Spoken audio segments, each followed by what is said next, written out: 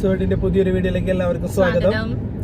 അപ്പൊ നമ്മൾ ഇന്ന് പോണത് നമ്മുടെ Q&Aക്ക് ആൻസറിന് വേണ്ടിയിട്ടാണ് പോണത്. നിങ്ങൾ എല്ലാവരും അയച്ച ക്വസ്റ്റ്യൻസിനുള്ള ആൻസർ നൽകാൻ വേണ്ടിയിട്ടുള്ള യാത്രയിലാണ് ഞങ്ങള് സെബൈൻ ഹോസ്പിറ്റലിലേക്ക് പോയിക്കൊണ്ടിരിക്കുന്നത്. ഡോക്ടർ സെബൈൻ സാറിനെ കാണാൻ പോയിക്കൊണ്ടിരിക്കുകയാണ്. നമ്മളെ സെബൈൻ സാറായിരിക്കും നമ്മൾക്ക് ആൻസർ തരുന്നത്. നമ്മളൊന്നും ഒരിക്കലും പ്രതീക്ഷയില്ല സെബൈൻ സാറൊക്കെ നമ്മൾ വിളിച്ചു കഴിഞ്ഞാൽ നമ്മൾക്ക് ഒരു ഡേറ്റ് തരുന്നു, ഇതിനുള്ള ആൻസർ തരുന്നു.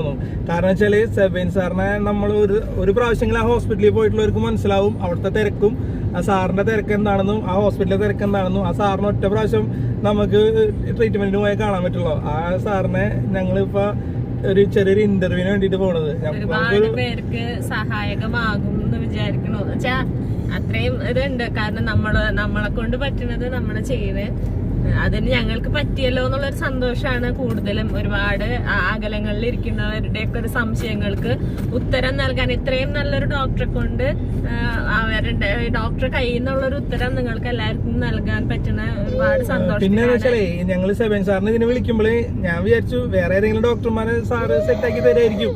പക്ഷെ സാറ് തന്നെ ചെയ്യാന്ന് പറഞ്ഞത് ശരിക്കും ഭയങ്കരമായിട്ട് ഒരു ഇത് വന്നു കേട്ടോ. സാറ് തന്നെ പറയാന്ന് പറഞ്ഞപ്പോ, അതായത് ഈ ഹോസ്പിറ്റലിൽ പ്രാവശ്യം പോയിട്ടുള്ളവർക്ക് മനസ്സിലാവും ആ സാറിന്റെ വിലയും അതെന്താണെന്ന്, ആളുടെ ടൈമും എങ്ങനെയാണെന്നൊക്കെ ഉള്ളത് നന്നായിട്ട് അറിയാം. ഞങ്ങൾ തന്നെ വീഡിയോയിൽ പറഞ്ഞിട്ടില്ലേ, ഞങ്ങൾക്ക് നമ്പർ കിട്ടിയിട്ടും ഞങ്ങൾ 2 ദിവസം അവിടെ സ്റ്റേ ചെയ്തിട്ടൊക്കെയാണ് സാറിനെ കാണാൻ പറ്റിയത്. അത് തന്നെ പുലർച്ചെയൊക്കെയാണ് സാറിനെ കണ്ടിട്ടുള്ളത്. അപ്പൊ അങ്ങനെയൊക്കെ കണ്ടൊരു സാറിനെ നമ്മൾക്ക് വേണ്ടിയിട്ട് ഇങ്ങനെ ഒരു ടൈം കിട്ടി. നിങ്ങൾ ചോദിച്ച ക്വസ്റ്റ്യൻസിനൊക്കെ ആൻസർ തരാന്ന് പറഞ്ഞു. അങ്ങനത്തെ ഒരു ഇതൊക്കെ ആണെങ്കിൽ അതൊരു വലിയൊരു മനസ്സ് തന്നെയാണ് സാറിന്റെ. അപ്പോ അത് അംഗീകരിക്കാണ്ടിരിക്കാൻ പറ്റുന്ന കാര്യമല്ല നമ്മൾക്ക് ഇത്രയും ടൈം തരാന്നുള്ളത്. അപ്പൊ എന്തായാലും ഇനി നമുക്ക് പോയിട്ട് ഞങ്ങളിപ്പോ യാത്രയിലാണ്, സാറിന്റെ അടുത്തേക്ക് പോയിക്കൊണ്ടിരിക്കുകയാണ്. ഹോസ്പിറ്റലിൽ എത്തിയിട്ട് അപ്പൊ നമ്മൾ പറഞ്ഞ പോലെ നമ്മളുടെ കൂടെ ഇപ്പൊ സെബൈൻ ഹോസ്പിറ്റലിലെ ഡോക്ടർ സെബൈൻ സാർ ഉണ്ട്. Good morning. Good morning sir. അപ്പൊ നമ്മുടെ ചാനലിലേക്ക് വെൽക്കം. അപ്പോ എന്നെ സംബന്ധിച്ചിടത്തോളം അല്ലെങ്കിൽ എന്റെ ഫാമിലിയെ സംബന്ധിച്ചിടത്തോളം സാറിന് ശരിക്കും പറഞ്ഞൊരു ദൈവതുല്യനാണ് ഞങ്ങളുടെ മനസ്സിൽ. അപ്പൊ എന്റെ എക്സ്പീരിയൻസ് എല്ലാവരുമായിട്ട് ഷെയർ ചെയ്തപ്പോഴാണ് ഒരുപാട് ക്വസ്റ്റ്യൻസ് നമുക്ക് വന്നത്. അപ്പോ എനിക്ക് ഒരുപാട് കമന്റ്സ് വന്നു ഇപ്പോ. അപ്പൊ നിങ്ങളുടെ എല്ലാവരുടെയും ആൻസർ ആയിട്ടാണ് സാർ വന്നിട്ടുള്ളത്. അപ്പൊ നമുക്ക് ക്വസ്റ്റ്യൻ സ്റ്റാർട്ട് ചെയ്യാം സാർ. ഫസ്റ്റ് ക്വസ്റ്റ്യൻ വന്നിട്ടുള്ളത് നൗഷാദ് എന്ന ഒരാളുടെ അടുത്ത് നിന്നാണ്. ആളുടെ വൈഫാ തോന്നുന്നു ചെയ്തിട്ടുള്ളത്. എൻ്റെ ഭർത്താവിന് കൗണ്ട് 0 ആണ്, ഓപ്പറേഷൻ ചെയ്തിട്ട് കാര്യമില്ല എന്ന് പറഞ്ഞു, അത് ശരിയാവുമോ എന്നാണ് ക്വസ്റ്റ്യൻ. ഈ കൗണ്ട് 0 എന്ന് പറയുന്നത് എസോസ്പെർമിയ എന്ന് പറയും.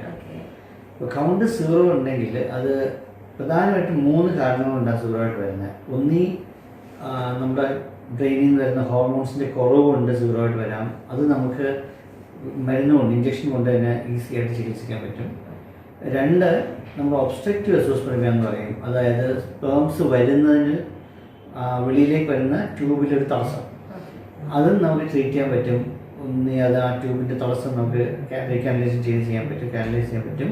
അതല്ലെങ്കിൽ ടെസ്റ്റസ് നമുക്ക് ആ കുത്തിയെടുത്ത് സ്പേംസ് കെട്ടി ആ സ്പേംസ് വെച്ച് നമുക്ക് IVF ഫിക്സ് ചെയ്യാൻ പറ്റും. 3ാമത്തത് ടെസ്റ്റിക്കുലർ ഫെയിലിയർ. ടെസ്റ്റസിലെ ഒരു പ്രോബ്ലം കൊണ്ടാണ് വരുന്നതെങ്കിൽ നമുക്ക് കുറച്ച് അഡ്വാൻസ് ട്രീറ്റ്മെൻറ്റ് എടുക്കേണ്ടി വരും.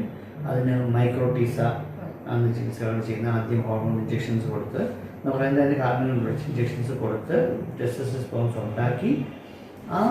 ഉണ്ടാക്കിയതിന് ശേഷം മൈക്രോസ്കോപ്പിന് അടിയിൽ വെച്ച് നമ്മൾ സ്പേംസിനെടുത്ത് അതിനെ ചികിത്സ ചെയ്യാൻ പറ്റും. വളരെ റെയറായിട്ട് മാത്രമേ നമ്മൾ ട്രീറ്റ് ചെയ്യാൻ പറ്റാത്തൊരവസ്ഥയിലേക്ക് പോകുള്ളൂ. അപ്പോൾ ചാൻസസ് ഉണ്ട്, നല്ല ചാൻസ് ഉണ്ട്.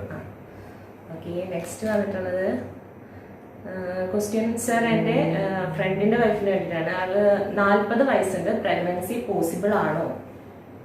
40 വയസ്സിൽ പ്രഗ്നൻസി പോസിബിൾ ആവാതിരിക്കുന്ന ഒരു കാരണവുമില്ല, നല്ല പോസിബിളാണ്, ഒരു പ്രശ്നമില്ല. 40 വയസ്സ് 45 വയസ്സ് വരെയൊക്കെ സ്വന്തം എഗ് വെച്ച് തന്നെ പ്രഗ്നൻസി പോസിബിളാണ്. പിന്നെ എല്ലാവർക്കും പോസിബിൾ ആയിരിക്കില്ല. അതുകൊണ്ട് നമുക്കൊരു ബേസിക്കലി AMH എന്നൊരു ടെസ്റ്റ് ഉണ്ട്. ആ AMH ടെസ്റ്റിൻ്റെ റിസൾട്ടിനെ ആസ്പദമാക്കി നമുക്ക് നല്ലൊരു ഒപ്പീനിയൻ കൊടുക്കാൻ പറ്റും. AMH 1ൽ കൂടുതലാണ് അല്ലെങ്കിൽ 1.5 കൂടുതലാണെങ്കിൽ നല്ല രീതിയിൽ അത് പോസിബിളാണ്. IVF ട്രീറ്റ്മെന്റിലൂടെ തന്നെയല്ലേ? അങ്ങനെ തന്നെ വേണമെന്നില്ല, പക്ഷേ യൂഷ്വലും IVF ട്രീറ്റ്മെൻറ്റിലൂടെയാണ് ചെയ്യുന്നത്. പക്ഷേ ഈവൻ നാച്ചുറലായിട്ട് പോലും ആവാൻ സാധ്യതയുണ്ട്. വേറെ എന്തെങ്കിലും കോഎക്സിസ്റ്റിംഗ് ആയിട്ട് ഫാക്ടേഴ്സ് ഉണ്ടോ എന്ന് നോക്കണം. ഈ 40 വയസ്സിൽ കല്യാണം കഴിക്കാൻ ചിലപ്പോൾ ലേറ്റ് ആയതുകൊണ്ടായിരിക്കാം. അതൊക്കെയാണെങ്കിൽ കുറച്ചുകൂടി എളുപ്പമായിരിക്കും ചെയ്യാൻ. നെക്സ്റ്റ് ഒലിഗോസ്പെർമിയക്ക് സെബൈൻ ഹോസ്പിറ്റലിൽ വന്നാൽ IVF അല്ലാതെ നോർമൽ മെഡിസിൻ കൊണ്ട് പ്രഗ്നൻസിക്ക് ചാൻസ് ഉണ്ടോ? ഒലിഗോസ്പെർമിയ ആണെങ്കിൽ, അതായത് കൗണ്ട് കുറവ്, അതാണ് ബേസിക്കലി ഉദ്ദേശിക്കുന്നത്. കൗണ്ട് കുറവ്, മോർഫോളജി കുറവാണ്. അപ്പോൾ അതിന് ഇവിടെ വന്നു കഴിഞ്ഞാൽ ആദ്യം തന്നെ നമ്മൾ IVF ചെയ്യത്തില്ല, ഫിക്സ് ചെയ്യത്തില്ല. അതിന് പറ്റുമെങ്കിൽ നമ്മൾ അതിൻ്റെ കാരണം എന്തെങ്കിലും കണ്ടുപിടിച്ചിട്ട് മെഡിസിൻ കൊടുക്കുകയോ, ചിലപ്പോൾ വെരിക്കോസിലൊക്കെ ഉണ്ടായിരിക്കാം, വെരിക്കോസിലുണ്ടോ എന്ന് നോക്കി അതനുസരിച്ച് വെരിക്കോസിന് ഓപ്പറേഷൻ ചെയ്യുകയോ ആണ് സാധാരണ ചെയ്യുന്നത്. അതിലും ഫെയിൽ ചെയ്താൽ മാത്രമേ ഫിക്സിയിലോട്ട് പോകാറുള്ളൂ. നെക്സ്റ്റ് ക്വസ്റ്റ്യൻ, സർ ഞാൻ സെബൈൻ ഹോസ്പിറ്റൽ ട്രീറ്റ്മെന്റ് എടുക്കുന്ന ആളാണ്. എനിക്ക് PCOD ആണ്. ലാപ്രോസ്കോപ്പി കഴിഞ്ഞു, ഫസ്റ്റ് ഇഞ്ചക്ഷൻ കഴിഞ്ഞു, സക്സസ് ആയില്ല. സെക്കൻഡ് ഇഞ്ചക്ഷൻ എടുത്തിരിക്കുകയാണ്. ഇതിൽ ഓക്കെ ആകാൻ ചാൻസ് ഉണ്ടോ? തീർച്ചയായിട്ടും ചാൻസ് ഉണ്ട്. ചാൻസ് എന്ന് പറയുന്നത് നല്ല ചാൻസ് ഉണ്ട്. പക്ഷെ നമുക്ക് ഒരു കാര്യത്തിനും ലോകത്ത് ഒരു കാര്യം നമുക്ക് ഉറപ്പ് എന്ന് പറയുന്ന സംഭവം പറയാൻ പറ്റില്ല. അതുകൊണ്ട് ഒരിക്കലും പറയാൻ പറ്റില്ല. എത്ര ചിലപ്പോൾ ഒരു കല്യാണം കഴിച്ച് 1 വർഷം കഴിഞ്ഞ് വരും, ദമ്പതികൾക്ക് സ്ത്രീക്കായാലും പുരുഷനായാലും ഒരു കുഴപ്പവും കാണത്തില്ല, എന്നാലും അവർക്ക് 100% ഗർഭിണിയാവുമെന്ന് പറയാൻ പറ്റത്തില്ല. അതേപോലെ തന്നെയുള്ളൂ ഇതിലും. ഇത് നല്ല ചാൻസ് ഉണ്ട്. ഇപ്പോൾ 2 ഇഞ്ചക്ഷൻ 2ാമത്തെ സൈക്കിളിൽ ആയുള്ളൂ. നമ്മൾ 3-4 സൈക്കിൾസ് നോക്കാം. എന്നിട്ട് ശരിയായി അടുത്ത സ്റ്റെപ്പ് IUI, ശരി അടുത്ത സ്റ്റെപ്പ് നമ്മൾ IVF അങ്ങനെയൊക്കെ ചെയ്യുന്നത്. അതിനിടയ്ക്ക് നമ്മൾ മെയിൽ ഫാക്ടർ ഒന്ന് വാല്യുവേറ്റ് ചെയ്യും, ഒന്നും കൂടെ ആണുങ്ങളുടെ അക്കൗണ്ടൊക്കെ ഒന്ന് വാല്യുവേറ്റ് ചെയ്യും, ഒന്നും കൂടെ അങ്ങനെയൊക്കെ ചാൻസ് ഉണ്ട് കേട്ടോ. നെക്സ്റ്റ്, IUI വിജയ ശതമാനം എത്രയാണ്? ഫസ്റ്റ് തന്നെ പോസിറ്റീവ് ആകുമോ? അതേപോലെ IUI വിജയ ശതമാനം യൂഷ്വലി IUIക്ക് ഇന്റർനാഷണലി ഏത് സ്ഥലത്ത് പോയാലും വിജയ ശതമാനം 20-30% വരെ ഉള്ളൂ. IUI അത് പക്ഷേ അതൊരു നല്ല വിജയ ശതമാനമാണ് IUI സംബന്ധിച്ചോളം. കാര്യം നമ്മൾ കുറച്ച് ഇഞ്ചക്ഷൻ എടുക്കുന്നു, നമ്മൾ അത്രയും ബുദ്ധിമുട്ടുന്നുള്ളൂ, കുറച്ച് കോസ്റ്റ് എഫക്റ്റീവാണ്. അതുകൊണ്ട് എപ്പോഴും നമ്മൾ IUI തന്നെയാണ് ആദ്യം പ്രിഫർ ചെയ്യുന്നത്. കൗണ്ട് കുറച്ച് കുറവൊക്കെയാണെങ്കിൽ IUI പ്രിഫർ ചെയ്യുന്നത്. ഒരു അടുത്ത പാട്ടിനാണ് വിജയിക്കുന്നത്. ഫസ്റ്റ് തന്നെ പോസിറ്റീവ് ആവുമെന്ന് പറയാൻ പറ്റില്ല. ആവാൻ നല്ല സാധ്യതയുണ്ട്. ഫസ്റ്റ് പോസിറ്റീവ് അല്ലെങ്കിൽ ചിലപ്പോൾ 2-3 പ്രാവശ്യം ചെയ്യുമ്പോൾ പോസിറ്റീവ് ആവും. IUIയിലാണ് കൂടുതൽ ആൾക്കാർക്കും നമ്മൾ ഒരുപാട് IUI ചെയ്യുന്നത്. IVFന് നമ്പർ നോക്കുമ്പോൾ IUI കൂടുതൽ നമ്പർ ഒരുപാട് ചെയ്യുന്നുണ്ടല്ലോ. അതുകൊണ്ട് അത് വെച്ച് നോക്കുമ്പോൾ IUI ഒരുപാട് പ്രഗ്നൻസി ആവുന്നുണ്ട്. ശരിക്കും നോർമൽ കഴിച്ചതാവാത്തവർക്ക് നെക്സ്റ്റ് സ്റ്റെപ്പ് എന്ന് പറഞ്ഞാൽ IUI അല്ലെങ്കിൽ ലാപ്രോസ്കോപ്പി. ഇവിടെ നമ്മൾ കൂടുതലും ലാപ്രോസ്കോപ്പിയാണ് കൂടുതൽ ആദ്യം ചെയ്യുന്നത്, അതിനുശേഷമാണ് IUI ചെയ്യുന്നത്. എനിക്ക് എൻഡോമെട്രിയോസിസ് ഉണ്ട്. ഹസ്ബൻഡിന് കൗണ്ട് മോട്ടിലിറ്റി കുറവാണ്. 2 IVF കഴിഞ്ഞു. ഇനി സക്സസ് ആകുമോ? സക്സസ് ആവാം. എൻഡോമെട്രിയോസിസ് സക്സസ് ആവും. ഹസ്ബൻഡിന് കൗണ്ട് മോട്ടിലിറ്റി ഉണ്ടല്ലോ, അത് വെച്ച് കുറവാണെന്നാണ് പറയുന്നത്. കുറവായാലും കുഴപ്പമില്ല. നമുക്ക് എക്സ് ചെയ്യാനായിട്ട് മോട്ടിലിറ്റി തന്നെ വേണമെന്നില്ല, ലൈഫ് സ്പെർമായിരുന്നാൽ മതി, ഒരു കുഴപ്പമില്ല. പിന്നെ അവിടെ ഈ പ്രോബ്ലം എൻഡോമെട്രിയോസിസ് ഉള്ളതുകൊണ്ട് നമുക്ക് AMH വാല്യൂ, നമ്മുടെ ഏജും ഒക്കെ ഒരു വളരെ പ്രധാന ഘടകമാണ്. നെക്സ്റ്റ് ക്വസ്റ്റ്യൻ, സർ വിവാഹം കഴിഞ്ഞ് 16 വർഷമായി. ഭാര്യയ്ക്ക് കുഴപ്പമൊന്നുമില്ല. എനിക്ക് 47 വയസ്സുണ്ട്. കുട്ടികൾ ഉണ്ടാവാൻ എന്ത് ചികിത്സയാണ് വേണ്ടതെന്നാണ് ചോദിക്കുന്നത്. അപ്പൊ ഇതുവരെ എന്തൊക്കെ ചികിത്സ ചെയ്തിട്ടുണ്ട് അത് വെച്ചാണ് നോക്കുന്നത്. വൈഫിന് എത്ര വയസ്സായി? വൈഫിനല്ല, ഹസ്ബൻഡിന് 47 വയസ്സാണ് പറയുന്നത്. 47 വയസ്സൊരു പ്രോബ്ലം ഇല്ല. വൈഫിൻ്റെയും വയസ്സ് കിട്ടിയതേ ഉള്ളൂ. ഏതായാലും വൈഫിൻ്റെ വയസ്സ് 40ഒക്കെയാണ് നമ്മൾ പ്രതീക്ഷിക്കുന്നത്. അതിന് മിക്കവാറും ഇതുവരെ വലിയ ചികിത്സകളൊന്നും എടുത്ത് കാണുമായിരിക്കുമല്ലോ. ഇപ്പോൾ 14 വർഷമായല്ലോ. അതുകൊണ്ട് മിക്കവാറും IVF ഒക്കെ ഫിക്സ് ചെയ്ത് ട്രൈ ചെയ്യുന്നതായിരിക്കും നല്ലത്. നെക്സ്റ്റ് ക്വസ്റ്റ്യൻ, എൻ്റെ മാരേജ് കഴിഞ്ഞ് 4 വർഷമായി. അതുപോലെ എനിക്ക് AMH കുറവാണ്. അതുപോലെ ഹസ്ബൻഡിന് നോർമൽ സ്പേം 2% ഉള്ളൂ. എന്താണ് ഞങ്ങൾ വേണ്ടതെന്നാണ് ചോദിക്കുന്നത്. ഈ ഹസ്ബൻഡ് നോർമൽ സ്പേം എനിക്ക് തോന്നുന്നു അത് മോർഫോളജി ആയിരിക്കും ഉദ്ദേശിക്കുന്നത്. നോർമൽ മോർഫോളജി തന്നെ 4% ആണ്. 2% വലിയൊരു പ്രോബ്ലം അല്ല. നമുക്ക് അത് വെച്ച് നമുക്ക് ഇക്സിക്ക് പോസിബിൾ ആയിരിക്കും, IVF ഫിക്സ് പോസിബിൾ ആയിരിക്കും.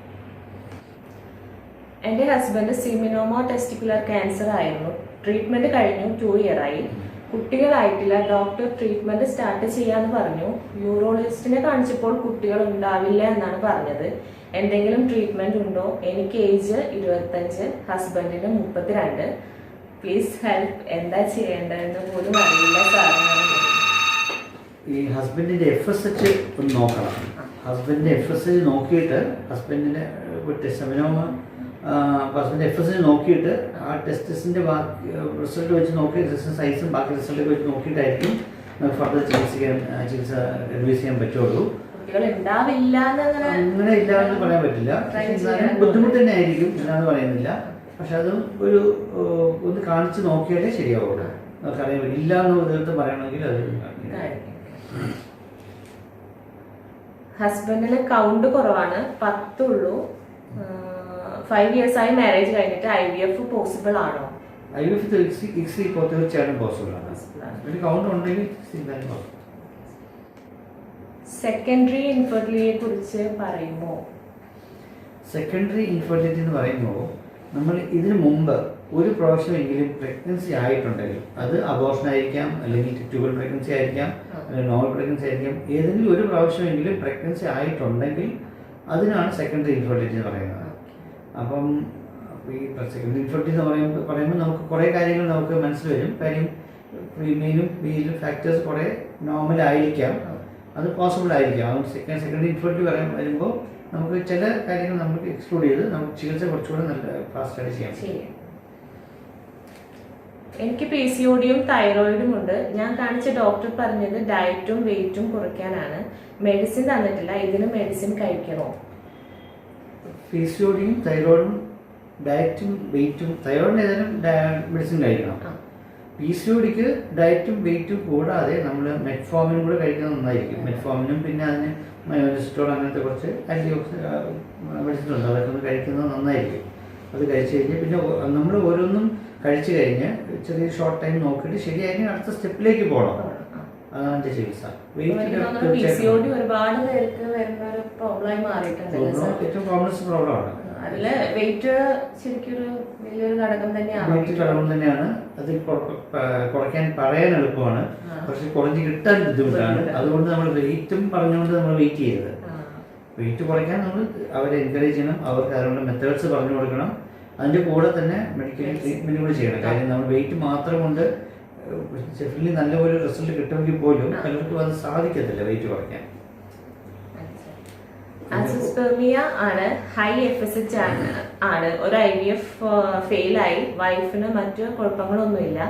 ഇനി എന്തെങ്കിലും ട്രീറ്റ്മെന്റ് ഉണ്ടോ? ഒന്നുകൂടി IVF ചെയ്യാൻ പറ്റുമോ? ഹെൽത്ത് പ്രോബ്ലംസ് എന്തെങ്കിലും ഉണ്ടാകുമോ? FSH ഹൈ ആയതുകൊണ്ട് കുറച്ച് ഡിഫിക്കൽട്ട് ആയിരിക്കും. ഇങ്ങനത്തെ കേസുകളിലാണ് നമ്മൾ മൈക്രോട്ടീസ അഡ്വൈസ് ചെയ്യുന്നത്, മൈക്രോട്ടീസ ചെയ്യുന്നത്.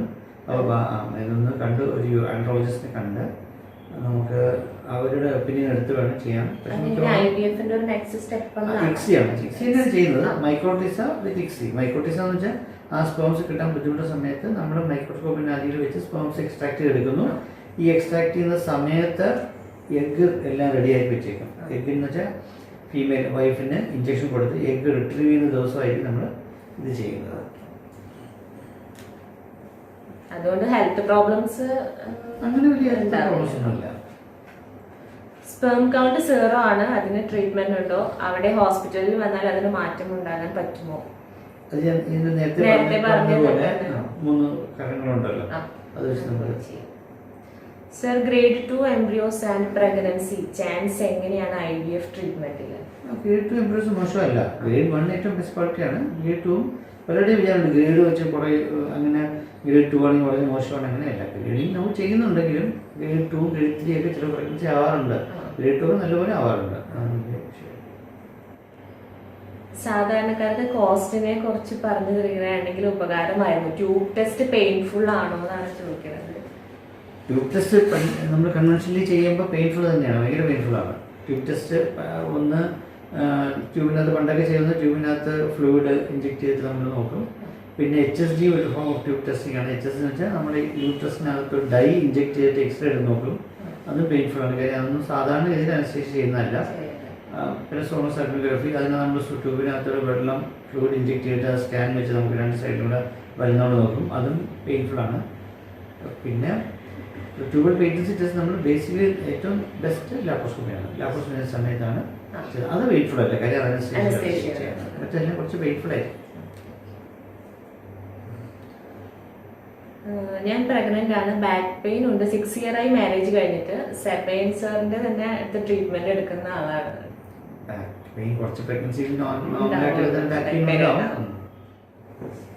Loses of Lupride injection before IUI. അല്ല, ലുപ്രൈഡ് ഇഞ്ചക്ഷൻ ഈ ലുപ്രൈഡ് പല ഡോസിൽ വരുന്നുണ്ട്. ഈ ലുപ്രൈഡ് ഇഞ്ചക്ഷൻ IUIക്ക് മുമ്പ് നമ്മൾ IUIക്ക് ഓവുലേഷന് വേണ്ടി കൊടുക്കാറുണ്ട് 0.5 ml ചെറിയ ഡോസ് കൊടുക്കാറുണ്ട്. പിന്നെ ഈ ഡിപ്പോ ഇഞ്ചക്ഷൻസ് ഉണ്ട്.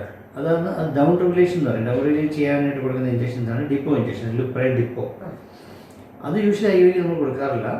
IVFന് വേണ്ടിയാണ് നമ്മൾ കൊടുക്കാറില്ല. IVFക്ക് വേണ്ടി നമ്മൾ ഡൗൺ റെഗുലേറ്റ് ചെയ്യാൻ വേണ്ടി ലുപ്രൈഡ് ഇഞ്ചക്ഷൻ കൊടുക്കാറുണ്ട്. പിന്നെ എംബ്രിയോ ട്രാൻസ്ഫർ മുമ്പും നമ്മൾ ചിലപ്പോൾ ഇങ്ങനെ കൊടുക്കാറുണ്ട് ലുപ്രൈഡ് ഡിപ്പോ ഇഞ്ചക്ഷൻ എംബ്രിയോ പ്രിപ്പറേഷന് വേണ്ടി. Bilateral varicocele grade 2, oligozoospermia and hypospermia. ഇതാണ് ഹസിന് പ്രോബ്ലം. ഇതിന് ഏത് ട്രീറ്റ്മെന്റ് ആണ് ചെയ്യുക? ഐഡിയലി ഇത് കേട്ടിട്ട് വെരിക്കോസിലെക്ടമി, അത് വെരിക്കോസിൽ സർജറി ചെയ്യുകയാണ് ഏറ്റവും നല്ലത്. അതിന്റെ ട്രീറ്റ്മെന്റ് കോസ്റ്റും കൂടി ചോദിച്ചിട്ടുണ്ട്. സാധാരണ വെരിക്കോസിലെക്ടമിക്ക് നമ്മൾ ഇവിടുത്തെ കോസ്റ്റ് ഒരു പാക്കേജാണ് 16,000 rupees മൊത്തം. ജനറൽ വാർഡ് റൂം ഒക്കെ എടുക്കുവാണെങ്കിൽ ഒരു 18,000 to 20,000 മൊത്തം അത്രയാവും. സാർ, എൻ്റെ ഹസ്ബൻഡിന് കൗണ്ട് വളരെ കുറവാണ്. ഒരു IUI ചെയ്തിരുന്നു, ട്രീറ്റ്മെന്റ് ഒരുപാട് എടുത്തിരുന്നു, ഒന്നും ഓക്കെ ആയില്ല. വേറെ പ്രോബ്ലം ഒന്നുമില്ല. സാർ, മെഡിസിൻ എടുത്താൽ മതിയോ അതോ IUI or IVF ചെയ്യണോ? കൗണ്ട് കുറവാണ്. കൗണ്ട് കുറവാണ്. ഒരു IUI ചെയ്തിരുന്നു. ഒരു IUI ചെയ്തു. കൗണ്ട് കുറവാണെങ്കിൽ എത്രത്തോളം കുറവെന്ന് അറിയണം. വേണമെങ്കിൽ ഒരു IUI ചെയ്ത് നോക്കാം. എന്നിട്ട് നമ്മൾ ഇവാലുവേറ്റ് ചെയ്യണം. ഈ നേരത്തെ പറഞ്ഞ വെരിക്കോസിലുണ്ടെങ്കിൽ വെരിക്കോസിൻ്റെ സർജറി ചെയ്യുക. എന്നിട്ട് വേണമെങ്കിൽ 1-2 IUI ചെയ്യാം. എന്നിട്ട് ശരിയായില്ലെങ്കിൽ IVF ചെയ്യാം. സാർ, എനിക്ക് PCOD ഉണ്ട്. പീരീഡ്സ് ഇറഗുലർ ആണ്. മെഡിസിൻ കഴിക്കുമ്പോൾ പീരീഡ് ആവും. ലാപ്രോസ്കോപ്പി കൂടാതെ എനിക്ക് പ്രഗ്നന്റ് ആവാൻ പറ്റുമോ? ലാപ്രോസ്കോപ്പി പ്രഗ്നന്റ് ആവാൻ നമുക്ക് ശ്രമിച്ചു നോക്കാം. നമ്മൾ ഓവുലേഷൻ വേണ്ടിയുള്ള ഇഞ്ചക്ഷൻസ് ഉണ്ട്, അത് വേണമെങ്കിൽ എടുത്ത് നോക്കാം. എടുത്തിട്ടും ശരിയായില്ലെങ്കിൽ PCOD അത് ശരിയായില്ലെങ്കിൽ മാത്രം PCOD ലാപ്രോസ്കോപ്പി ചെയ്താൽ മതി. IVF ചെയ്യാൻ എത്ര മന്ത് മുൻപേ ട്രീറ്റ്മെന്റ് സ്റ്റാർട്ട് ചെയ്യണം? യൂഷ്വലി അങ്ങനെ വേണ്ട. നമ്മൾ 2 ടൈപ്പ് പ്രോട്ടോക്കോളാണ് ഉള്ളത്. ആൻറ്റഗണിസ്റ്റ് പ്രോട്ടോക്കോളും അഗണിസ്റ്റ് പ്രോട്ടോക്കോളും ബേസിക്കലി ഉള്ളത്. ഇപ്പോൾ ആൻറ്റഗണിസ്റ്റ് പ്രോട്ടോക്കോളാണ് നമ്മൾ ചെയ്യുന്നതെങ്കിൽ പീരീഡ്സ് ആകുമ്പോൾ സെക്കൻഡ് ഡേ ഹോസ്പിറ്റലിൽ വന്ന് ചികിത്സ സ്റ്റാർട്ട് ചെയ്യാം. അഗണിസ്റ്റ് പ്രോട്ടോക്കോൾ ആണെങ്കിൽ 1 മാസം മുമ്പ് നമ്മൾ പ്രിപ്പയർ ചെയ്യണം. അതിന് ഡൗൺ റിലേഷൻ പറയും. അതായത് 1 മാസം മുമ്പ് നമ്മൾ ഗർഭനിരോധന ഗുളിക കഴിച്ചിട്ട് ഒരു 17 ദിവസം തൊട്ട് ഈ ലുപ്രൈഡ് ഇഞ്ചക്ഷൻ സ്റ്റാർട്ട് ചെയ്ത് ഡൗൺ റിലേറ്റ് ചെയ്തിട്ട് പിന്നെ പീരീഡ്സ് വേണ്ടാണ് സ്റ്റാർട്ട് ചെയ്യും. ഒരുപാട് തവണ പ്രിപ്പറേഷൻ ആവശ്യമില്ല. പിന്നെ അൺലെസ് ചിലപ്പോൾ എഗ്ഗിൻ്റെ ഒക്കെ ക്വാളിറ്റി കുറവാണെങ്കിൽ നമ്മൾ എഗ്ഗിൻ്റെ ക്വാളിറ്റി കൂടാൻ വേണ്ടി കുറച്ച് മെഡിസിൻസ് DHEയോ അല്ലെങ്കിൽ കോയിൻസൈൻറ്റിയോ കൊടുത്ത് 1-2 മാസം വെയിറ്റ് ചെയ്യും. എനിക്ക് ബ്രസ്റ്റിൽ നിന്നും വൈറ്റ് കളർ ആൻഡ് വാട്ടർ പോലെയും ഡിസ്ചാർജ് നടക്കുന്നുണ്ട്, സ്പോട്ട് പോലെ. അത് പ്രഗ്നന്റ് ആവുന്നതിന് തടസ്സമാണോ? 4 ഇയറായി മാരേജ് കഴിഞ്ഞിട്ട് 1 അബോർഷനായി. ഹസ്ബൻഡ് ഗൾഫിലാണ്. ഇപ്പോൾ 3 മന്തായി കൂടെയുണ്ട്. ഇത് പറയുന്ന ഗാലക്ടോറിയ, അതായത് ബ്രസ്റ്റിൽ നിന്ന് മിൽക്ക് പോലെയായിരിക്കും വരുന്നത്. അപ്പോൾ ആദ്യം ചെയ്യേണ്ടത് പ്രൊലാക്റ്റിൻ ലെവൽ നോക്കണം. പ്രൊലാക്റ്റിൻ എന്ന ഹോർമോണിൻ്റെ ലെവല്. ഈ പ്രൊലാക്റ്റിൻ ലെവൽ നോക്കിയിട്ട് പ്രൊലാക്റ്റിൻ കൂടുതലാണെങ്കിൽ അത് കുറയ്ക്കാനുള്ള മെഡിസിൻ ഉണ്ട്. കവർഗോൾഡൻ, സൈക്കോപ്റ്റിൻ എന്നുള്ള മെഡിസിൻസ് ഉണ്ട്. അത് കുറച്ച് കുറയും. കാര്യം ഇത് ഓവുലേഷനും മറ്റ് റീപ്രൊഡക്റ്റീവ് ഫങ്ഷൻസ് ഒരുപാട് അഫക്റ്റ് ചെയ്യും. അപ്പോൾ അതുകൊണ്ട് അത് എന്തായാലും ചെയ്തിരിക്കണം. ഹസ്ബൻഡിന് കൗണ്ട് ചലനക്കുറവാണ്. മരുന്ന് കഴിച്ചാൽ ശരിയാകുമോ? മരുന്ന് കഴിച്ചാൽ ശരിയാവും. ശരിയായില്ലെങ്കിൽ അടുത്ത സ്റ്റെപ്പ് നമുക്ക് ഇവാലുവേറ്റ് ചെയ്ത് ചെയ്യണം. നേരത്തെ പറഞ്ഞ പോലെ റെപ്പിറ്റേഷനാണ്. വെരിക്കോസിനുണ്ടെങ്കിൽ വെരിക്കോസിൽ നോക്കണം. ചിലപ്പോൾ ഈ ആണുങ്ങൾക്കും ഈ പ്രൊലാക്റ്റിൻ ലെവലൊക്കെ ഹൈ ആയിരിക്കും. തൈറോയ്ഡ് ഡിസ്ഫങ്ഷൻ കാണാം. അങ്ങനെയൊക്കെ ആണെങ്കിൽ അതൊക്കെ കറക്റ്റ് ചെയ്താൽ കൗണ്ട് നോർമലായിരിക്കും. പീരീഡ്സ് ആയി കഴിഞ്ഞ് 3rd ഡേ മുതൽ ഓൾട്ടർനേറ്റീവ് ഡേയ്സ് ഇഞ്ചക്ഷൻ എന്തിനു വേണ്ടിയാണ് ചെയ്യുന്നത്? ഓവുലേഷൻ ഇൻഡ്യൂസ് ചെയ്യാൻ വേണ്ടി.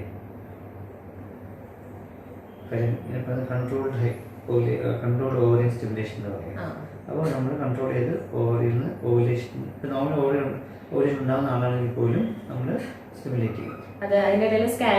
സ്കാനിങ് ചെയ്യുന്നത് നമുക്ക് ഓവുലേഷൻ എത്രത്തോളം ആയി എന്ന് അറിയാൻ വേണ്ടിയൊക്കെയാണ്. എപ്പോൾ വേണം ട്രിഗർ ചെയ്യാനുള്ള ഇഞ്ചക്ഷൻ കൊടുക്കുന്നത് അറിയാൻ വേണ്ടിയാണ്. എനിക്ക് പ്രൊലാക്റ്റിൻ 43 ഉണ്ട്, നോർമൽ ആണോ? ഇല്ല, 20 ആണ് നമ്മൾ നോർമലായിട്ട് വെക്കുന്നത്. 20 കൂടുതലാണെങ്കിൽ നമ്മൾ ട്രീറ്റ് ചെയ്യും. മെഡിസിൻസ് മതി. മെഡിസിൻ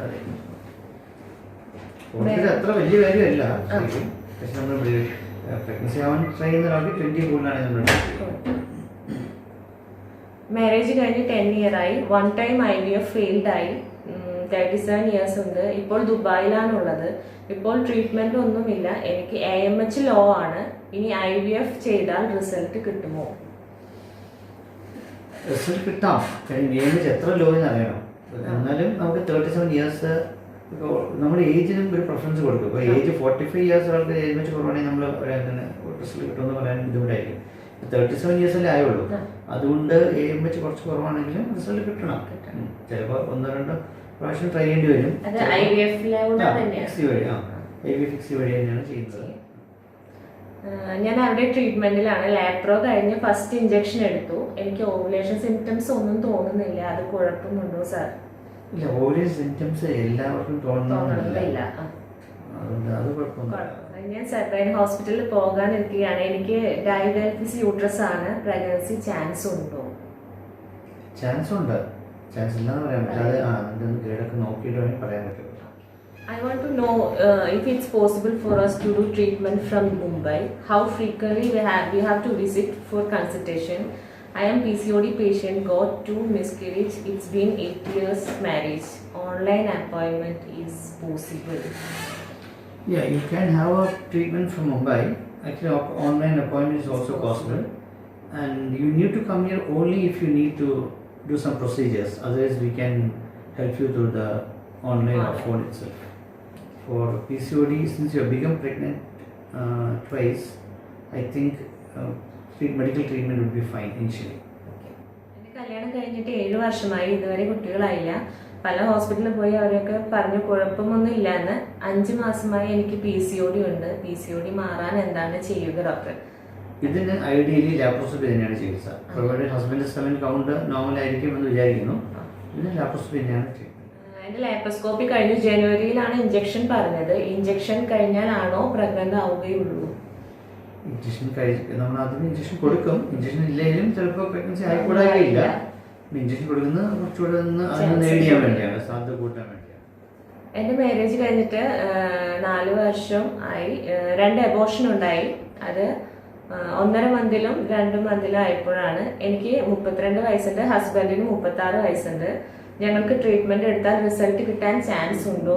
ഒരു കുഞ്ഞിനെ ഒരുപാട് ആഗ്രഹിക്കുന്നു സാർ. തീർച്ചയായിട്ടും ചാൻസ് ഉണ്ട്. 2 അബോർഷൻ വലിയൊരു നമ്മൾ ടെൻഷൻ അടിച്ച് പേടിക്കേണ്ട കാര്യമില്ല. ഒരുപാട് ക്വസ്റ്റ്യൻസ് നമുക്ക് PCODയുടെ തന്നെയാണ് എല്ലാവരുടെയും പ്രശ്നങ്ങൾ. അപ്പോൾ PCODയെ പറ്റി സാറ് പറഞ്ഞു തന്നോണ്ട് ഞാനത് കൂടുതൽ റിപ്പീറ്റ് ചെയ്യുന്നില്ല.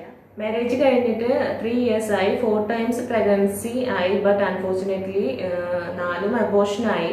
2 മിസ്ഡ് മിസ്കേരേജ് ആണ്. 1 എക്ടോപിക് ആയി. ഒരു ട്യൂബ് കട്ട് ചെയ്യേണ്ടി വന്നു. ലാസ്റ്റ് 1 IUI ചെയ്തത് കെമിക്കൽ പ്രഗ്നൻസി ലോസ് ആയി. ഇനി എന്താ ചെയ്യേണ്ടതെന്ന് അറിയില്ല. സെബൈൻ ഹോസ്പിറ്റലിൽ പോകണമെന്നുണ്ട്. എന്തുകൊണ്ടാണ് ഇങ്ങനെ റിക്കറന്റ് മിസ്കേരേജ് ഉണ്ടാവുന്നതെന്ന് ഒന്ന് പറയാമോ സാർ? നമുക്ക് മിസ്കാരേജസ് ഒരുപാട് റീസൺ ഉണ്ടാവും. ബേസിക്കലി നമ്മൾ ചിലപ്പോൾ ക്രോമോസോമൽ പ്രോബ്ലംസ് വിത്ത് ഫീച്ചേഴ്സ്, അതാണ് ഏറ്റവും കോമൺ. പിന്നെ ഇൻഫെക്ഷൻസ്, ഇമ്മ്യൂണോളജിക്കൽ കോസ്, പല കോസ് ഉണ്ട്. അപ്പോൾ നമുക്ക് ഒന്ന് ഇവാലുവേറ്റ് ചെയ്ത് നോക്കണം. നോക്കിയിട്ട് വേണം നമുക്ക് അത് ട്രീറ്റ് ചെയ്യാനായിട്ട്. PCOS ഈ കണ്ട അബോർഷൻസ് ആദ്യം ട്രീറ്റ് ചെയ്ത് ശരിയായില്ലെങ്കിൽ പല അഡ്വാൻസ് ട്രീറ്റ്മെൻറ്റും ഉണ്ട്, ഇൻക്ലൂഡിങ് അവസാനം PGS. PGS എന്ന് വെച്ചാൽ നമ്മൾ ഇക്സ് ചെയ്യുമ്പോൾ നമ്മൾ ആ എംബ്രിയോ എടുത്തിട്ട് ആ എംബ്രിയോയിൽ നിന്ന് ഒരു സെല്ലെടുത്ത് ആ സെല്ലിൻ്റെ കാരിയോടൈപ്പിംഗ് നോക്കി ആ സെല്ല് നോർമൽ ആണെങ്കിൽ മാത്രമേ യൂട്രസിലേക്ക് ട്രാൻസ്ഫർ ചെയ്യുള്ളൂ. അതാണ് PGS. അത് ഏറ്റവും അഡ്വാൻസ് ട്രീറ്റ്മെൻ്റ് ആണ്. അതുവരെ നമുക്ക് ചെയ്യാൻ പറ്റും. പക്ഷേ ഇതിനതൊന്നും വേണ്ടി വരും തോന്നുന്നില്ല. ഫോളിക്കുലർ സ്റ്റഡിയിൽ റൈറ്റ് ഓവറിൽ 2 ഫോളിക്കിൾസ് 14 mm സൈസ് ആയിരുന്നു. അതിനുശേഷം ഇഞ്ചെക്ഷൻസ് ഒക്കെ എടുത്തിരുന്നു ഫോർ IUI. അപ്പോൾ സെയിം സൈസ് ഫോളിക്കിൾസ് ആയിരുന്നതുകൊണ്ട് അത് രണ്ടും റിലീസ് ആയി. ട്വിൻസ് എന്തെങ്കിലും ചാൻസ് ഉണ്ടോ? സെയിം സൈസ് ട്വിൻസിന് സാധ്യതയുണ്ട്. 2 ഫോളിക്കുകളുടെ ട്വിൻസ് സാധ്യതയുണ്ട്. ട്വിൻസ് ആവണം നിർബന്ധമൊന്നുമില്ല. സർ 1.5 വർഷമായി മാരേജ് കഴിഞ്ഞിട്ട്. 8 month കഴിഞ്ഞപ്പോൾ പ്രഗ്നന്റ് ആയി. 2 month ആയപ്പോഴേക്കും ബ്ലീഡിംഗ് ആയിട്ട് അബോർഷൻ ആയി. ഇപ്പോൾ മെഡിസിൻ കഴിക്കാൻ തുടങ്ങിയിട്ട് 5 month ആയി. ഇതുവരെ ഒന്നും ആയിട്ടില്ല. ഇനി എന്താണ് ചെയ്യേണ്ടത്? ഇനി 2 ഓപ്ഷനാണുള്ളത്. ഒന്നി ഒരു IUI നോക്കാം, അല്ലെങ്കിൽ ലാപ്രോസ്കോപ്പി നോക്കാം. എനിക്ക് IVF ചെയ്ത് പ്രഗ്നന്റ് ആയി. ബട്ട് അബോർഷൻ ആയി. അതിനു മുൻപും 2 times അബോർഷൻ ആയിട്ടുണ്ട്. റിക്കറന്റ് അബോർഷന്റെ കാരണങ്ങൾ എന്താകും? കുറച്ചും റിക്കറന്റ് അബോർഷൻസ് പല കാരണങ്ങളുണ്ട്. ഈ ക്രോമസോമൽ പ്രോബ്ലംസ് ആണ് ഫീച്ചേഴ്സിൻ്റെ കോമൺ. പിന്നെ ഇമ്മ്യൂണോളജി പ്രോബ്ലംസ് ഉണ്ട്, ഇൻഫെക്ഷൻസ് ഉണ്ട്, അങ്ങനെ യൂട്രസിൻ്റെ അനോമലീസ് ഉണ്ട്. പക്ഷെ അത് യൂഷ്വലി സെക്കൻഡ് ട്രൈമസ്റ്റർ, അതായത് 3 മാസം ശേഷമായിരിക്കും പോകുന്നത്. അങ്ങനെ നമ്മൾ ഇവാലുവേറ്റ് ചെയ്ത് നോക്കും. ശരിക്കും IVF-ലും അബോർഷൻസ് ചാൻസസ് ഉണ്ട്. അബോർഷൻ ചാൻസ് ഉണ്ട്. IVF-ൽ അബോർഷൻ ചാൻസ് ഉണ്ട്. അതിലുപരി IVF-ൽ എക്ടോപിക്കിന്റെ ചാൻസും ഉണ്ട്. അതാണ് ഇപ്പോൾ ചില ആൾക്കാരുടെ വിചാരം IVF ചെയ്താൽ എക്ടോപിക് ഉണ്ടാവില്ല. എക്ടോപിക്കിന് ചാൻസ് ഉണ്ട്. സർ, മാരേജ് കഴിഞ്ഞ് 2 ഇയറായി എൻഡോമെട്രിയോസിസ് ആണ്. ലാപ്രോസ്കോപ്പി ഇതുവരെ ചെയ്തിട്ടില്ല. എത്ര കോസ്റ്റ് വരും? സെബൈൻ ഹോസ്പിറ്റലിൽ വിളിച്ച് ബുക്ക് ചെയ്യാനിരിക്കുമായിരുന്നു. അപ്പോഴാണ് ഇങ്ങനെ വീഡിയോ കണ്ടതെന്ന് പറയുന്നത്. ലാപ്രോസ്കോപ്പിയുടെ സാധാരണ ലാപ്രോസ്കോപ്പി ഇവിടെ നമുക്കൊരു 16,000 ചാർജ് വരുള്ളൂ. പക്ഷെ എൻഡോമെട്രിയോസിസ് ആകുമ്പോൾ കുറച്ചുകൂടെ കൂടുതലായിരിക്കും. പിന്നെ ചിലർക്ക് വലിയ എൻഡോമെട്രിയോമൊക്കെ ഉണ്ടാവും. അങ്ങനെയാണെങ്കിൽ ഒരു 30,000-35,000 യൂഷ്വലി ഒരു 16-20 ഇടയ്ക്ക് വരും. സാധാരണ ലാപ്രോസ്കോപ്പിക്കില്ല ഇവിടെ ചാർജ്. സർ, ഞങ്ങൾ സെബൻ ഹോസ്പിറ്റലിലാണ് ട്രീറ്റ്മെന്റ് ചെയ്യുന്നത്. PCOD ഉണ്ട്. അവിടെ വന്ന് ലാപ്രോ ചെയ്തു. സെക്കൻഡ് സൈക്കിൾ ഇഞ്ചക്ഷൻ പ്രഗ്നന്റ് ആയി. 3 month ബ്ലീഡിംഗ് ഉണ്ടായി. സ്റ്റിച്ച് ഇട്ടിരുന്നു. 6 month സ്റ്റിച്ച് ഇൻഫെക്ഷൻ ആയി. ഫ്ലൂയിഡ് ലീക്കായി. 4 days ആയിട്ടും ഫ്ലൂയിഡ് നിൽക്കാതെ വന്നപ്പോൾ മരുന്ന് തന്നു. ഡെലിവറി ചെയ്തു. ജനുവരിയിൽ അടുത്ത ട്രീറ്റ്മെന്റ് സ്റ്റാർട്ട് ചെയ്യാമെന്ന് ഡോക്ടർ പറഞ്ഞു. ഇനി ലാപ്രോ ചെയ്ത് സ്റ്റിച്ച് ഇടണം എന്നാ പറഞ്ഞേക്കുന്നത്. സ്റ്റിച്ച് ഇടാതെ ബെഡ് റെസ്റ്റ് എടുത്താൽ ശരിയാവുമോ ഡോക്ടർ? സ്റ്റിച്ച് ഇട്ട സമയത്തും 3 month cervix length 2.8, 5th month 3.2 ആയിരുന്നു. ഇൻഫെക്ഷൻ വന്നത് കൊണ്ട് ഇനിയും ചാൻസ് ഉണ്ടോ എന്ന് ചോദിക്കണം. ഇതിൽ നമുക്ക് ഒരു കാര്യം മുന്നോട്ട് നമുക്ക് 100% പ്രശ്നമാകുന്നോ ആവില്ല എന്ന് പറയാൻ പറ്റില്ല. ഇങ്ങനത്തെ ഹിസ്റ്ററി ഉള്ള ഒരാൾക്ക് അടുത്തൊരു പ്രഗ്നൻസി ആകുമ്പോൾ നമുക്ക് ലാപ്രോസ്കോപ്പി വഴി നമുക്ക് അബ്ഡോമിനൽ സർക്കുലേറ്റ് ചെയ്യുന്നതായിരിക്കും കുറച്ചുകൂടി നല്ലത്. പിന്നെ ഇൻഫെക്ഷൻ അത് വരുന്നത് ചിലപ്പോൾ വരായിരിക്കും. പക്ഷേ നമ്മളത് അവോയ്ഡ് ചെയ്യാനുള്ളത്, വരാതിരിക്കാനുള്ളത് മുൻകരുതലൊക്കെ നമ്മൾ കൂടുതലെടുത്തിട്ട് വേണം ചെയ്യാനായിട്ട്. അത് സ്റ്റിച്ച് ഇട്ടുന്നതായിരിക്കും നല്ലത്. ഇനി സ്റ്റിച്ച് ഇട്ടില്ല എന്ന് പറഞ്ഞാൽ 100% പ്രഗ്നൻസി കിട്ടില്ല എന്ന് പറയാൻ പറ്റില്ല. പക്ഷെ അത് നമ്മളെപ്പോഴും ഒരു ചാൻസസ് നോക്കണമല്ലോ. അപ്പോൾ അതുകൊണ്ട് എപ്പോഴും സ്റ്റിച്ച് ഇടുന്നതായിരിക്കും നല്ലത്. IVF and IUI കോസ്റ്റ് പറയാമോ? IUI നമ്മുടെ ഇവിടെ ചാർജ് ചെയ്യുന്ന 1,000 rupees ഉള്ളൂ. അത് കൂടാതെ നമുക്ക് ഓവുലേഷൻ ഉണ്ടാകാനുള്ള മെഡിസിൻസ്, ഇഞ്ചക്ഷൻസ് കൊടുക്കും. എല്ലാം കൂടി 3,000-4,000 ഒക്കെ വരും. IVF-ന് ഇക്സിയാണ് ചെയ്യുന്നതെല്ലാം. IVF ആണ് കൂടുതൽ ഇക്സിയാണ് ചെയ്യുന്നത്. ഇക്സിക്ക് ഒരു 85,000 പാക്കേജാണ്. അതായത് 2ാമത്തെ ദിവസം തൊട്ട് എംബ്രിയോ ട്രാൻസ്ഫർ വരെയുള്ള എല്ലാ മെഡിസിൻസും എല്ലാ പ്രൊസീജിയേഴ്സും അത് ഉൾപ്പെടും, ഇൻക്ലൂഡിങ് തോയിങ്, ഫ്രീസിങ്, തോയിങ് എല്ലാം ഉൾപ്പെടും. ഇതിനിടയ്ക്ക് ചിലപ്പോൾ ഹിസ്റ്റോസ്കോപ്പിയോ ഒക്കെ ചെയ്യേണ്ടി വരും. അത് മാത്രം ഉൾപ്പെടുത്തില്ല. അതൊന്നും കാര്യം ഉൾപ്പെടുത്തില്ല. യൂഷ്വലി ഒരു 1 lakh താഴെ കംപ്ലീറ്റ്. അത് നമ്മുടെ യൂസ് ചെയ്യുന്ന മെഡിസിൻസ് ഒക്കെ ഏറ്റവും അഡ്വാൻസ്ഡ് നല്ല ക്വാളിറ്റിയുള്ള മെഡിസിൻ, ഗുണാലഫ് അങ്ങനത്തെ ഒക്കെയാണ് യൂസ് ചെയ്യുന്നത്. എനിക്ക് 27 വയസ്സ്, ഒരു മോനുണ്ട് 5 years ആയത്. അവന്റെ പ്രഗ്നൻസി ടൈമിൽ ലാസ്റ്റ് മന്ത് എനിക്ക് ഡയബറ്റിക് വന്നു ഡെലിവറിക്ക്. ആഫ്റ്റർ അത് നോർമൽ ആയിരുന്നു. എനിക്ക് PCOD പ്രോബ്ലം ഉണ്ടായിരുന്നു ഡെലിവറിക്ക് മുൻപ്. ഇപ്പോൾ എനിക്ക് 1.5 വർഷമായിട്ട് വീണ്ടും ഡയബറ്റിക് വന്നു. മെഡിസിൻ കഴിക്കുന്നുണ്ട്. അതിനിടയിൽ ഞാൻ 2 വട്ടം പ്രഗ്നന്റ് ആയി. അത് 7ാം മാസത്തിൽ അബോർഷനായി. ഇനി എനിക്ക് പ്രഗ്നന്റ് ആകാമോ? ആകാം. നല്ലപോലെ ഡയബറ്റീസ് കൺട്രോൾ ചെയ്തതിന് ശേഷം പ്രഗ്നൻസി ആവാം. പ്രഗ്നൻസി അത് കണ്ടിന്യൂ ചെയ്ത് ഡെലിവറി ചെയ്യുകയും ചെയ്യും. പ്രോബ്ലം ഒന്നുമില്ല. പക്ഷെ നമുക്കൊരു ഡയബറ്റീസ് കെയർ നല്ലപോലെ വേണം. അതൊന്ന് കൺട്രോൾ ആയിട്ട് ഇങ്ങനെയുള്ള പ്രശ്നങ്ങൾ നമ്മൾ സാധാരണ ഇൻസുലിൻ പമ്പ് അഡ്വൈസ് ചെയ്യാറുണ്ട്. ഇൻസുലിൻ പമ്പ് അത് പ്രഗ്നൻസിക്ക് വളരെ എഫക്റ്റീവ് ആണ്. ഹായ് സാർ, എനിക്ക് 30 വയസ്സുണ്ട്. എനിക്ക് പീരീഡ്സ് റെഗുലർ അല്ല. 1 week ലേറ്റ് ആകാറുണ്ട്. പ്രഗ്നന്റ് ആകുന്നില്ല. എൻ്റെ വെയിറ്റ് 68 ആണ്. ഹൈറ്റ് 5.1 ആണ്. ഞാൻ എന്താണ് ചെയ്യേണ്ടത്? മാരീഡ് 30 വയസ്സാണ്. പീരീഡ്സ് റെഗുലർ അല്ല. ബേസിക്കലി ആദ്യം ഹസ്ബൻഡ് കൗണ്ട് ഇവാലുവേറ്റ് ചെയ്യുക. പിന്നെ ഓവുലേഷന് വേണ്ടിയുള്ള മരുന്നുകൾ സ്റ്റാർട്ട് ചെയ്യുക. എന്തെങ്കിലും ശരിയായില്ലെങ്കിൽ ലാപ്രോസ്കോപ്പി ചെയ്യുക.